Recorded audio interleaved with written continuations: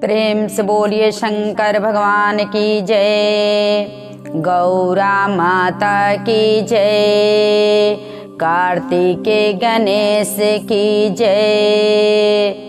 तो देखिए गुरु बहन, आप लोग के बीच बहुत सुंदर शिव चर्चा के कथा सुनाओ तनी। हमरी कथा के आप सब शुरू से लास्ट तक सुनो और सुन के कमेंट बॉक्स में बताई कि हमार कथा आप सबन के सुन के गुरु बहना कैसन लगल बाटे, और कमेंट बॉक्स में आप सब हर हर महादेव लिखब। तो देखी कथा एगो बाटे शिष्या के उनके इतना मन्नत मानली तो उनके महादेव जी एगो औलाद देले बानी। आ जब एगो औलाद देले बाने तो देखी उनके वो औलाद उनके साथे कैसे का कैले बाटे, तो कैसे का कैले बाने बुढ़िया माई कितना उ शिष्या कितना रोवत तली। तो देखी हमरे कथा के आप सब शुरू से लास्ट तक सुनो, तबे आप जानो कि कथा में का भाव बाटे आ का रहस्य बाटे। तो हमरे कथा के आप सब शुरू से लास्ट तक सुनो। देखी एगो गुरु बहना रहली एठो, उनकी एको बाल बच्चे ना रहने। अब बेचारी इतना कहल जाला कि पति पत्नी दोनों जानी लोग इतना कहल जाला दिक्कत में लोग रहल लोग कि काहे के वो लोगन के खाए तक कुछ हाली ना रहत रहल। काहे से जौन उनकर पति देव रहने बहुत बीमार रहत रहने, बेचारी कहीं से जात रहली तो कुछ कह के लेके आवत रहली, तो अपने पति देव को वही में दवा भी करावत रहली, वही में 2 रोटी के उपाय भी करत रहली। देखिए वही में 2 रोटी के उपाय भी करत रहली, अपने पति देव के दवा भी करावत रहली। आ एक दिन गुरु बहना बैठल रहली अपने घरे, मन में विचार आए कि चला कहीं चर्चा भी होता अपन दिन के, वही में चला अपन थोड़ा सा सुन आ के अपने पति देव के का कैली। आँख से अंधा हो गई रहने, अंगुली पकड़ के आ ले गईली उ चर्चा में, जहाँ चर्चा होत रहल वही जा ले गईली आ चर्चा में बैठौली, अपनो चर्चा सुनत तली आ अपने स्वामी के भी चर्चा सुनावत तली। देखी पति पत्नी दोनों जानी लोग बैठ के चर्चा लोग सुनत लो। अब बेचारी जब दवा करावत रहली अपने पति देव के, जब दवा से परेशान हो गई रहली, अब देखी उनके वो इतना तक कि अपने पति देव के कहीं छोड़ के भी ना जा पावत रहली। इतना उनके दुख रहल कि अपन दुख कैसे कहें। सिर्फ का कैली, अब चर्चा में जा आ चर्चा में अपने पति देव के लेके जा आ केहू के घर पकड़ ले रहली, वही जा अपन चौका बर्तन करत रहली। आ चौका बर्तन करत रहली, देखी जब चौका उका करत रहली अपन उनके घर के काम करत रहली। कुछ पैसा मिले तो उहे पैसा अपन लेके आवे, तो अपन 2 रोटी के उपाय कैले रहें, अपने पति देव के दवा करावे आ चर्चा के कथा भी सुने जा। देखिए ऐसे गुरु बहना कुछ दिन बीतल बाटे, उस शिष्या के साथे गुरु बहना के साथे कुछ दिन बीतल बा। एको उनके बाल बच्चे ना बने। जब एको बाल बच्चे ना बने तब देखी महादेव जी के चर्चा में तो शाम सवेरे के अपन केहू के घर के काम पकड़ ले रही, दिन में कहीं चर्चा होके ते अपन चर्चा में चल जा सुने। महादेव जी से कहली कि हे महादेव जी, जौन हमार स्वामी बाने उहो आँख के अंधा बाने, आ एको हमरे गोदी में एको लाल नाप देले बानी। आखिर में बताई हम कौन कर्म बिगड़ले बानी काजू ने हमके बाल बच्चा देतनी, आ हमारे जौन स्वामी बाने उनकर आँख के आप अंधा को देले बानी। आखिर में बता सके नहीं हम कि हमार स्वामी का अगर हम बिगड़ले बानी कुछ तो हमके आप बता दें। हम अपन जौन गलती कैले होखम वो गलती के आप क्षमा करी कि आपके सामने हम अपन कान पकड़ता। सब महादेव जी से वही चर्चा में मन में ही मन कहतली। देखी महादेव जी जब वो चर्चा सुन के अली तो महादेव जी जब सुतल रहने, जब सूत गईली और आके शिष्या अपने घरे सूत गईली, चर्चा में से खा बना के अपन स्वामी के खिया के आ सब सूत गईनी। और जब सूत गईली तो सपना में का देखावत तने, वो महादेव जी सपना में का देखौने ये शिष्या के गुरु बहना के कि जवन तू जा, जवन शिवलिंग होला, जौन गांव के जौन मंदिर बा या चाहे कहीं बा, वही जो अपन रोज सुबह के नहाइय आ नहा के रोज ले जाके 1 लोटा जल चढ़ैय आ जब 1 लोटा जल चढ़ैया तो जवन में से थोड़ा सा इतना सा पानी ले आके इतना से जवन में के जलवा जवन शिवलिंगवा पे चढ़ैया तवन इतना बची आ ले आके जवन आ तो हर स्वामी बाने वो स्वामी के आँखी ले तूर पोत दी है। अब का कैली सपना में महादेव जी तो इनके बता देने। अब का कैली प्रतिदिन के उनकर ही काम रहल नहा धो के आ जौन शिवलिंग पे जल चढ़ावे और उहे जल ले आके अपने स्वामी के आँखी पे पोती दे। आ चर्चा में तो कहीं भी चर्चा होके अपने स्वामी के लेके चर्चा में चली जा। जब अपने स्वामी के चर्चा में के लेके चली जा ऐसे कुछ दिन बीतल स्वामी के आँख सही हो गए। जब स्वामी की आँख सही हो गई तो अब चर्चा में स्वामी भी जाए लगने। कहने स्वामी कहने कि ऐसन बाटे कि महादेव जी सब कैले बानी कि तू महादेव जी के चर्चा में जात रहलू हमू के लिए आके जात रहलू आ सब महादेव जी हमरे आँख के रोशनी महादेव जी देले बानी ताज हमर के महादेव जी काहे ना औलाद तो के दी हैं जरूर दी हैं।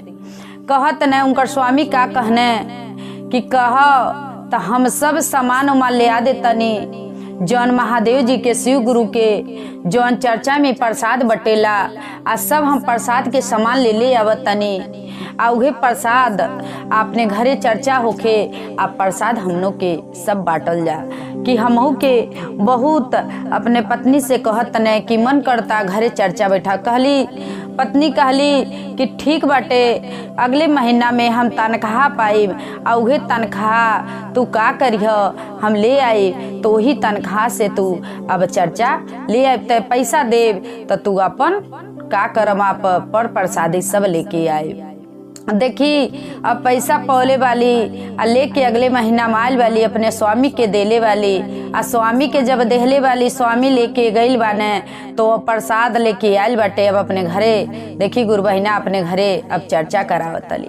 जब चर्चा करौली तो गांव के जौन जितना लोग बाटे गांव के अब जुटल बा लोग चर्चा में सब गुरु बहिना के बुलौले वाली। अब चर्चा में लोग जुटल बा तो जब चर्चा में लोग जुटल बा तो मांगले बाटे कहता लोग वहाँ गुरु बहिना लोग सबके कहता कि गुरु बहिना जवन मांगे खोखे तू मांग लो। चर्चा ही घरे करवाल जाला तो यही महादेव जी से सब मांगल जाला। अपन पति पत्नी दोनों जानी लोग बैठल लो आ जब दोनों जानी देखी गुरु बहिना बैठल वालो तो अपन लोग मंगले वालो कहले वालो हे महादेव जी हमरे पति कहतने हे महादेव जी हमरे आँख के तो रोशनी दे देहले बाटी आ हमरे पत्नी के जौन बाटे हमन के एगो लाल दे दी कोई भी ना अब हमन के दिन अन्हार बाटे। देखी पत्नी भी ये बात कहतली कि हमरे स्वामी के तो आँख दे देले बानी हमरे गोद में एगो लाल दे दी उतने भी ना हमार घर अन्हार बटे। देखी गुरु बहिना महादेव जी ते सब सुनतनी। अब उनकी अगले महीना में उनके खुशखबरी मिल गई कि हाँ तोहार बच्चा होखे वाला बाटे। देखी ठीक 9वें महीने में खूब सुंदर के उनके गर्भ से एक बेटा सुंदर पैदा भइने। देखी अब का कैलो अब इनकर स्वामी के तो आँख सही हो गई हल इनके स्वामी के तो आँख सही हो गई हल। अब काम काज पे ही जात रहने। अब का कैली अपन घरे अपन लड़का के पोसे पाले लगली अपन सब कुछ करे लगली। जब सब कुछ स्वामी उनकर कहने अब तो हमारा आँख सही हो गई बाटे अब तू का करे के कहीं जैबू हम अब जातनी काम काज क के आईब तो तू अपन घरे लड़का के देख सुन। देखी अब गुरु बहिना अब लड़का के सो देखत तली अब सेवा सत्कार कर तली पढ़ावत लिखा धीरे धीरे लड़का सियान भइल पढ़ौली लिखौली सब कुछ कैली। देखी महादेव जी उनके सब कुछ दे देने घर भी बनवा लेहली सब कुछ लड़का सियान भइल। देखी अब का कैली अब सोचत तली कि लड़का तो सियान हो गइल बा। देखी पढ़ा लिखा के लड़का के तो नौकरी धरा देले वाली। जब लड़का के नौकरी धरा देले बाटी आ देखी कितनो इनकरे कहल जाला महादेव जी सब दे देले रहनी लेकिन चर्चा में जात रहली तो ही से सब महादेव जी देले रहनी। देखी सब कुछ रहल तबो अपन घर से बाहर जात रहली चर्चा में। उनके बेटा के अच्छा ना लगत रहल कि इतना सब कुछ रहते हमार माई पता नहीं कहाँ जाले कि हम कुछ ना। देखी नौकरी पे उ चल गए आ नौकरी पे चल गए नौकरी अब कब पा गए अपन पति पत्नी दोनों जानी लोग अपन घरे लोग रहे लोग। महादेव जी बूढ़ लोग हो गए दोनों जानी। महादेव जी देखी सब कुछ दे देले बानी। अब सोचली कि अब तो हमन के बुढ़ापा के समय आ गइल बाटे, अब बेटा के तो शादी कल जरूरी बा। कहली बेटा के शादी कल जरूरी बाटे। देखी चर्चा में गइल वाली आ सब गुरबहिनन से कहले वाली, सब केहू से कहले वाली के गुरबहिना अब बतौती शादी तो हम अपने बेटा के शादी करती कि हमार शादी बेटा शादी करे लायक हो गए। मैंने गुरबहिना से कहले रही, अपन अली नाते रिश्तेदारे से सब केहू से कहली शादी। देखी घरे बर देखौगा आइल बाटे, शादी तय भइल बाटे, दान दहेज सब हो गइल बाटे। आ जब शादी हो गइल बाटे लइका के तो जौन पतो ही आइल बाटे घरे। देखी जौन पतो ही आइल वाली घरे उनके अच्छा ना लगता कि हमार सास कहाँ जातटी। देखी काहे से बेटा कह देले रहे ने अपने मेहरारू से कह देले रहने कि हमार माई पता न कहाँ जाली, हमरे माई जो कुछ भी कहिए तो तू हमरे माई के बात तू मनिह ना। कहने यहाँ तक हमरे माई के तू गोड़ न धरिया, कुछ न करिया। देखी अब कुछ उनकर मेहरारू कुछ करत नाई वाली। अब बेचारी कहल जला ये अपने पति की चल गई ने, इनकर बेटा चल गई ने, नौकरी पे चल गई ने, आ इनकर पतो ही जवन उनकर मेहरारू जौन रहल घरे रहे लगली। आई चर्चा होत रहल, कुछ दूरी पे चर्चा सुने चल गईली। बस फोन आइल तो अपने कह देली, अपने पति देव से कह देली कि राउर मम्मी हमके कान कहाँ छोड़ के चल जानी। अब प्रतिदिन के उनकर ये काम बाटे कि हम खाना बना देव आ खा ली हैं, आ खा के पता ना कहाँ चली जाली। देखी का भइल कि उनकर जौन पति देव रहे ने तो बीमार हो पड़ जाने, आ जब बीमार पड़ जाने तो बेचारा मर जाने। अभी पड़ जाली अकेले, गुरबहिना ही अकेले पड़ जाली। पति देव तो मर गई रहे ने, अब बेचारी अकेले पड़ जाली। अब पतोई इनके देख के कहली कि पता नहीं प्रतिदिन कहाँ जाली, काहे से बेटा। देखी जब बेटा ना बूझने तब पतोई भी ना समझती है, काहे से बेटा कह देले रहने कि हमार माई पता ना कहाँ जाली। देखी ऐसे प्रतिदिन के काम उनका रहल, कहीं भी चर्चा होके बेचारी काहे से स्वामी भी मर गई ने। अब कैसे अपने दिल के जा अपने चर्चा में चर्चा सुन के आवे, चर्चा सुन के आवे। ऐसे एक दिन अब इन बेटा घर से बाहर निकलने अपन गई ने डिप्टी पे, लेकिन देखी वो डिप्टी पे ना गई ने, वो गई ने तो कहीं स्टेशन पे बैठ गई ने। स्टेशन पे बैठ गई ने, अपने मेहरारू से कहले रहने कि हम जा तनी, हम जा डिप्टी ना जाए आज हरी रहब कि तो के अगर घर में छोड़ के जा तली कहीं भी जा तली तो तू हमसे बताइए। देखी गुरबहिना आज जब अब का कैली, बिहान भैले नहैली धोली सब कुछ कैली, या क धो के खाना खा के चल गईली। कुछ दूरी पे चर्चा होत रहल, वही चर्चा में चल गईली सुने। देखी चर्चा में सुने चल गईल बाटी। आ उनकर पतो ही अपने बेटा से अपने मर्दे से कहत अली कि राउर मम्मी कान कहाँ गई नहीं हमके छोड़ के घर में। देखी काहे से कि उस सास के चाहत ना रही, अगर सास के चाहले रहती तो बेटा के से कुछ उनके बेटा से कुछ कहती ना। देखी अब बेटा आईने घरे, आ जब घरे आईने तो पूछने अगल बगल के लोग से पूछने कि हमारे माई के लोगन जाना तला कहाँ गए। कहल लोग कि और माई तो कहीं चर्चा होता, वही चर्चा में गइल बाटे। देखी अब बेटा का कहले बाटे, ऋषि करोधी निकलल बाटे। आ निकल के आ का कहने आ एगो निकल के कुछ दूरी पे एगो डंडा पौले बने, उहे डंडा लेके गइल बने। आ जब लेके गइल बने तो ही शिव चर्चा में उनकर माई बैठल वाली, वही शिव चर्चा में उनकर माई बैठल वाली। आ लगने अपने माई के वही चर्चा में लगने मारे, केहू के बात ना सुनतने, केहू के बात ना सुनतने। आ जब केहू के बात ना सुनतने तो ही चर्चा में जब लगने मारे तो सब गुरबहिना लगल वही में लोग हल्ला करे कि काहे तू मारत तला, आखिर में तोहर माई कवन गलती कैले वाली तजुआ के। तो कहत तने का कि हमार मेहरारू घरे वाली आ इनकर ये काम बाटे घूमले के कि कहीं भी होता, कहीं भी कुछ होता, बाजा बजाता कुछ भी होता, इनकर गुड़ निकल जाता, ही ना जानता ली घर में कौनो काम धंधावा लगली सब। देखी सब गुरबहिना लोग छोड़ौले वालो। आ वही जा कैसे का कहतली, कैसे का रोए लगली, वही चर्चा में का कही के अपने ही पेटावा से देहनी जनमावा हो, देहनी जनमावा हो, देहनी जनमावा। तपने ही खूनावा से सिंचनी जो हम हूँ, सिंचनी जो हम हूँ हो, सिंचनी जो हम हूँ। तनिको न बूझे ने जो हमरो बेटा हुआ आ दूधवा जो चूमी चूमी हमहू पियावानी अपने जो छतिया से दूधवा पियावानी आ मुहावा जो चूमी चूमी दूधवा पियावानी नाही समझे हमारो बेटौआ महतरिया जब से जो आइल बाली घर में मेहरिया जब से जो आइल बाली घर में मेहरिया नहीं समझे दुखवा जो अपने बेटौआ। देखी ऐसे कही कही वही चर्चा में लगली रोए, कहली कि इतना दुख ते काटनी अपने स्वामी के लेके, स्वामी भी तो छोड़ के चल गए ने। आज जब स्वामी चल गए बाने छोड़ के बेटा, हे महादेव जी एगो बेटा भी देले बानी ती हमरे साथी का करत तने। अगर हम कोनो गलती अगर करत हो की तो हमरे गलती के आप बताई। देखी अब का कैले बाने, वही में महादेव जी सब गुरु बहिना लोग बा वही जा उनके बेटा के धीरे धीरे उ का कैले बाने, मुंह जानवर के बना देले बाने, एक गधा के मुंह बना दे हने। आ देखी जब गधा के मुंह बना देले बाने अब वही जा सब गुरु बहिना लोग देखत लो, अब वही जा उहो उन जन गधा बन गई ने उहो देखत ली उनकर मैयो कि अब तक हमार बेटा तो गधा के रूप बन गई बाटे, गधा के चेहरा बन गई। अब वही जा सब गुरु बहिना लोग हर हर महादेव लोग बोले लगल वालो। देखी महादेव जी के जयकार लोग मनावे लगल लो। तो देखी बेटा जाके चर्चा जब महतारी सुनत तली आ वही जा के जब डंडा उठा के मारत तने तो देखी महादेव जी के गुरु बहिना देख ना गइल बा। महादेव जी के जब देख ना गइल बा तो उनके एक जानवर के रूप बना देले बाने।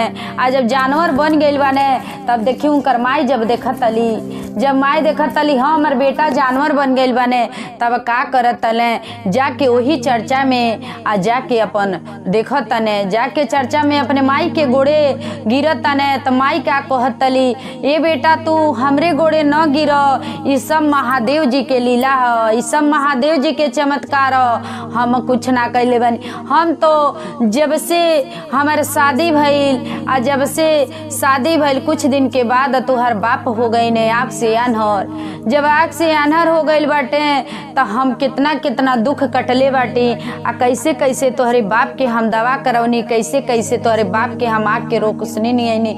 ये महादेव जी सब कैले बानी आ सब महादेव जी आप तोहरे बाप के आँख देले रहनी, रोशनी देले रहनी, सब महादेव जी कैले रहनी। ताज हम चर्चा में आवत रहनी तो तू अपने मन में इतना रीस क्रोध लेके बैठल ला, आज इतना गुरु बहिना सबन के सामने हमके ले आके तू डंडा से मारत ला। देखी वही जा महादेव जी के चर्चा में सब लोग के सामने महादेव जी के शरण में गिरे लगने। आ जब गिरे लगने धीरे धीरे देखी उनकर अब शरीर फेन जैसे के रहने वैसे इंसान में फेन हो गए।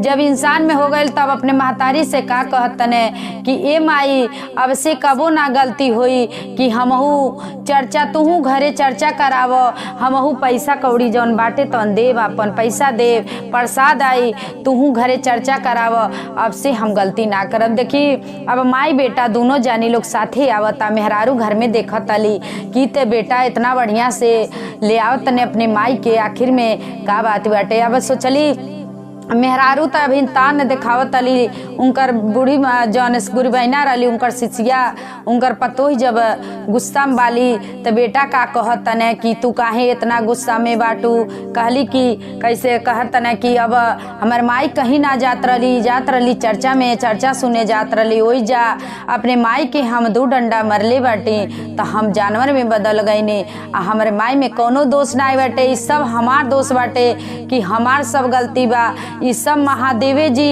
ई घर दुआर ई हमके सब महादेव जी देले बाटे, हमार माई कुछ ना। हमर माई बहुत शुरू में बहुत दुख में रहत रहे। तो देखी कबो ना सोचल जाला कि माई कितना दुख में, वो कितना दुख काट के अपने बेटा बेटी के पोसे पाले ली। आ जब पोस पाल ले ली, देखी महतारी कबो अगर भगवान के पूजा करता, केहू भी अगर भगवान के महादेव जी के पूजा पाठ करता, तो कबो अपने मन में गलत सोच ना डाले के चाहिए। देखी जे जौन अगर कर्म के बिगाड़ी तो सब ऊपर वाले देखत तनी, महादेव जी सब देखत तनी कि के का गलती करताटे। तो देखी आप ही ना कहे के चाहिए कि हऊ हऊ करतने, कबो केहू के बातचीत ना करे के चाहिए। देखी सब महादेव जी के लीला रहल हवे। हर हर महादेव।